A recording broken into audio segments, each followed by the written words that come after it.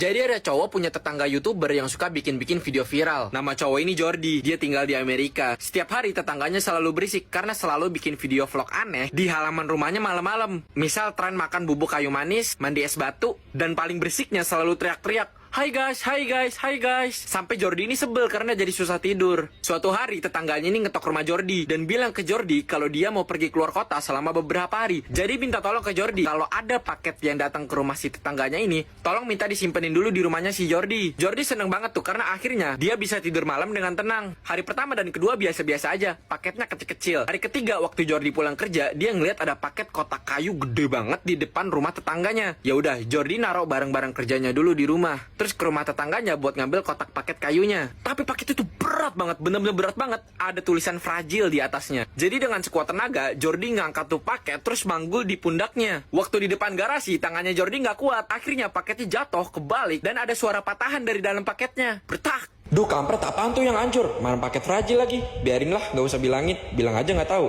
Diseret lah tuh paket ke pojokan garasi. Terus HP di kantongnya Jordi bunyi telepon.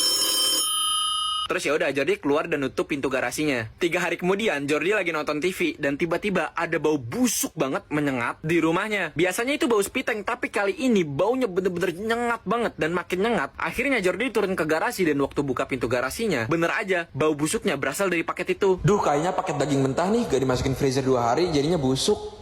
Akhirnya Jordi memutuskan untuk buka paket itu.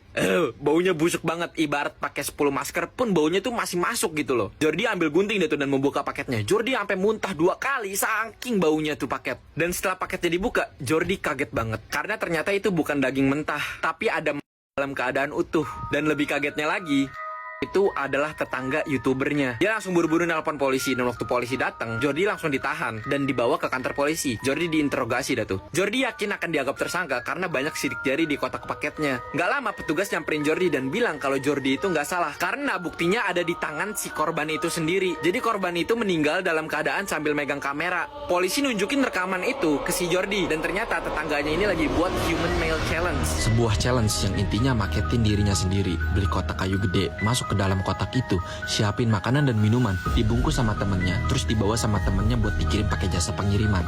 Dalam rekamannya, tetangga ini ngerekam momen-momen penting aja. Kayak misalnya kalau dia lagi berada di pesawat, atau dia kayaknya lagi ada di dalam truk. Dan di rekaman terakhirnya, YouTuber itu ngomong ke kamera, guys, gue ngerasa gerak-gerak, kayaknya kita lagi di forklift, lagi di gudang nih. Dan seketika rekamannya itu nunjukin kalau kotak paketnya itu jatuh dan terbalik. Dan leher si YouTuber itu patah, crack.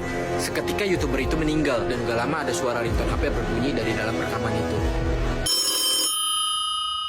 Jadi ada cowok